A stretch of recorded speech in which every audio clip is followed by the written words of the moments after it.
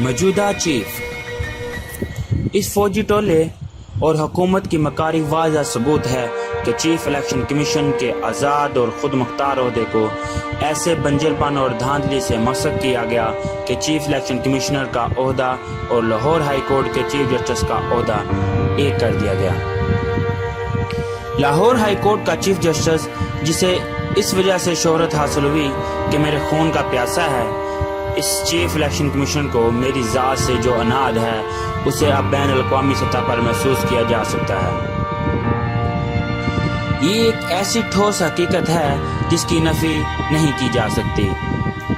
اس شدید اناد کا پس منظر بھی ہے مولوی مشتاق حسین نے میری نظر بندی کی درخواست کی سماعت ان کمیرا لاہور جیل کیمپ کی دیواروں کے پیچھے سماعت کرنے مسرت کا اظہار کیا تھا۔ یہ جنوری 1969 کا واقعہ ہے۔ بہرحال یہ وہ نہیں تھے جنہوں نے مجھے نظر بندی سے رہائی دی، بلکہ حکومت تھی جس نے میری نظر بندی کے احکام حالات و واقعات کے پیش نظر واپس لے لیے تھے۔ حالات کے تبدیل ہونے کے بعد جب میں صدر پاکستان بنا تو مولوی مشتاق حسین نے پنجاب ہاؤس راولپنڈی میں مجھ سے ملاقات کی۔ انہوں نے اپنی خواہشات کے حوالے سے سیدھے اور واضح اشارے دیے اور یہ تجویز پیش کی کہ ایسے نازک حالات میں جو پاکستان کی تاریخ میں آئے ہیں، صدر کو ایک ایسے بااعتماد شخص کی ضرورت ہے جو عدلیہ پر کنٹرول کر سکے۔ جب ان کی امیدیں پوری نہ کر سکا تو بہت بد دل اور منافق ہوئے۔ اس کے کچھ ماہ بعد جب سردار محمد اقبال کو میری حکومت نے لاہور ہائی کورٹ کا چیف جسٹس مقرر کر دیا تو ان کی ناراضگی میں مزید اضافہ ہوا۔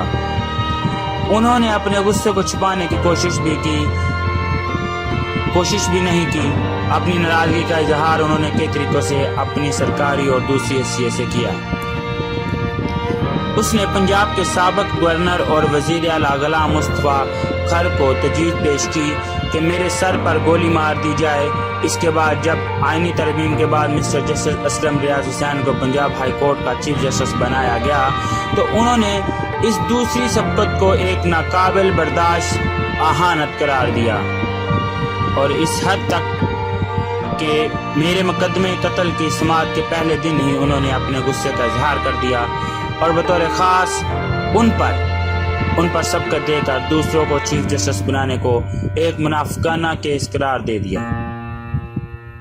اس سے پہلے 1975 کے موسم خزاں میں انہوں نے مسٹر عبدالحفیظ پیرزادہ کے ساتھ ناخوشگوار اور ناقابل ذکر رویے کا اظہار کیا، جو ایک سینئر وفاقی وزیر تھے۔ جب دوسری بار ان پر سبقت دی گئی تو انہوں نے اپنے سرکاری فضائض کو سنجیدگی سے ادا کرنے کا عمل ترک کر کے اپنے چیمبر میں پیچ و تاب کھاتے رہے۔ معمولی سی بات پر وہ یورپ پرواز کرنے لگے۔ جب 5 جولائی 1977 کو حکومت کا جبراً تختہ الٹا گیا تو وہ اس وقت یورپ میں تھے۔ فوجی ٹولے کے رنگ لیڈروں نے انہیں اپنے اندرونی ٹولے کا رکن بننے کے لیے پاکستان طلب کر لیا۔ اس دعوت کا خیر مقدم انہوں نے کسی جنونی کیسے شوق و جوش سے کیا۔ سروسز میں میرٹس کے اعتبار سے ان کا معاملہ دوسرا تھا، تاہم انہیں فی الفور پنجاب ہائی کورٹ کے ایکٹنگ چیف جسٹس کا عہدہ دے دیا گیا۔ چیف جسٹس کی حیثیت سے ان کے عہدے کی تصدیق میرے خلاف مقدمہ قتل کے دوران کر دی گئی۔ ایک ہی وقت میں جب ان کی تقرری بطور ایکٹنگ چیف جسٹس ہوئی اور چیف الیکشن کمیشن کے عہدے پر بھی فائز کر دیا گیا، انہوں نے اپنی اس تقرری کو پاکستان پیپل پارٹی پر شرمناک حملہ کر کے انہوں نے پاکستان پیپل پارٹی اور میری حکومت پر یہ گھٹیا حملہ اپنی اس انٹرویو میں کیا جو ریڈیو اور ٹی وی پر سنا دیا گیا۔ اس وقت جب انہوں نے 13 ستمبر 1977 کو مقدمہ قتل سنبھالا، مسٹر جسٹس سمدانی اور مسٹر جسٹس نذیر الحق پر مشتمل ڈویژنل بینچ کو نکال باہر کیا، جو کہ اس کیس کی پہلے سے سماعت کر رہے تھے۔ تب سے لے کے مقدمہ قتل میں اپنے فیصلے مور کا 18 مارچ 1978 تک لاہور ہائی کورٹ کے چیف جسٹس کا رویہ ایک تکلیف دہ اور تلخ طویل داستان ہے۔ انہوں نے اپنے اختیارات کا ناجائز استعمال کیا اور لاہور ہائی کورٹ کے چیف جسٹس کی حیثیت